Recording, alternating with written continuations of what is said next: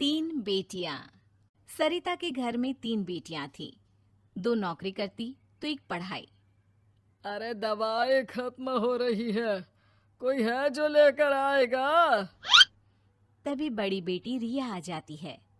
हाँ पापा, ये रही आपकी दवाई।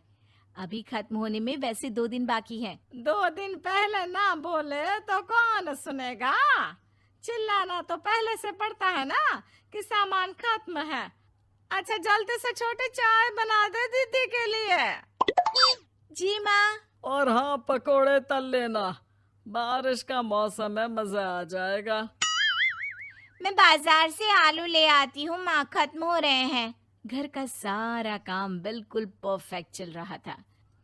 दोनों बेटियां पढ़ाई के बाद नौकरी कर रही थी और छोटी पढ़ाई, पिता की पेंशन और अपना मकान। लेकिन पास की कमला चाची। और रियासिया की माँ, तुम लोगों को कितने सालों से देख रही हूँ, परेशान ही देखा। भगवान एक बेटा दे देता तो। अब किसी जन्म का कर्म खराब रहा होगा चाची, जो लड़का नहीं हुआ। वैसे काश एक लड़का हो जाता। पास छोटी बैठकर पढ़ रही थी। वो माँ की बात सुनकर किताब बंद कर देती है और खिड़की में खड़ी हो जाती है। खिड़की के बाहर रवि, जो कि पास ही में रहता है। अरे छुटकी, क्या सारा दिन किताब में नजर गड़ाई रहती है?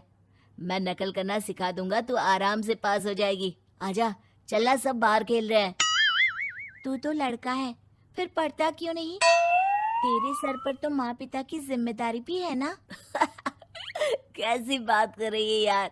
जिम्मेदारी मेरी नहीं, पिता की है। पिता की क्या जिम्मेदारी, बता। देख, माता पिता लड़की की शादी के लिए पैसा जमा करते हैं, उसकी शादी कराते हैं, उसे पढ़ाते भी है ना? हाँ, वो तो सभी माता पिता करते हैं। क्या लड़की की शादी नहीं करते? उसकी भी तो करते हैं ना। हाँ करते हैं, लेकिन क्यों, कैसे? सुन, वो लड़के को पढ़ाते हैं इसलिए कि वो बुढ़ापे का सहारा बनेगा। शादी करते हैं कि उसकी बीवी आकर घर संभालेगी। लेकिन बेटियों के लिए कोई स्वार्थ होता है? नहीं ना। तभी तो पैदा होते ही मुंह बन जाता है। अब तू सोच, तू किसी के घर जाए और वो तुझे देखकर मुंह बना ले तो कैसा लगेगा? वो तो पागल होते हैं। बेटियां जीवन भर माँ बाप के लिए सोच ले, लेकिन फिर भी वो उसे अपना नहीं मानते। बेटे दिन रात निखट्टू बने रहे, लेकिन उम्मीद उन लोगों से फिर भी बहुत होती है ना? चल छोड़ना, तू ये बता कि किस जिम्मेदारी की बात कर रहा था तू पिता की? अरे यही कि अगर बेटे को बुढ़ापे का सहारा और रिटर्न के रूप में देख रहे हैं तो इन्वेस्ट भी तो अच्छा करना चाहिए ना। छुटकी समझ जाती है कि समाज की सोच क्या है और चाहे जो हो जाए उसे किताब बंद नहीं करनी। तभी वहाँ बड़ी बेटी आ जाती है। माँ, अरे ओ माँ, ये ले मिठाई खा ले। क्या हो गया? लड़का पसंद आ गया क्या कोई? भाई ऐसा हो तो मिठाई ना ही खिला, चली जाएगी तो घर कैसे चलेगा? अरे लड़की को क्या जीवन भर बिठाने का इरादा है? तू बता बेटी, किस चीज की मिठाई खिला रही है? क्या हो गया?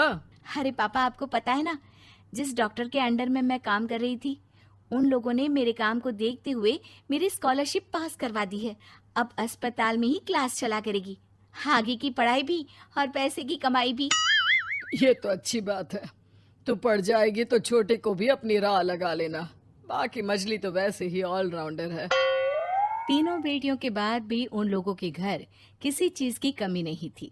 पापा, ये लीजिए कार की चाबी, मैंने आपके लिए कार ली है। अब आप कहीं भी जाएं तो अपनी कार से जाइएगा। अरे क्या जरूरत थी? जितना खर्च करोगी दहेज मांगने वालों के मुंह भी उतने ही खुल जाएंगे। तो हम दीदी की शादी ऐसे घर में करेंगे ही नहीं जहाँ शादी के लिए पैसे मांगने की जरूरत हो। अरे जो खुद खड़ा नहीं होगा वो हम लोगों के कंधे में क्यों शादी करेगा? क्यों पापा?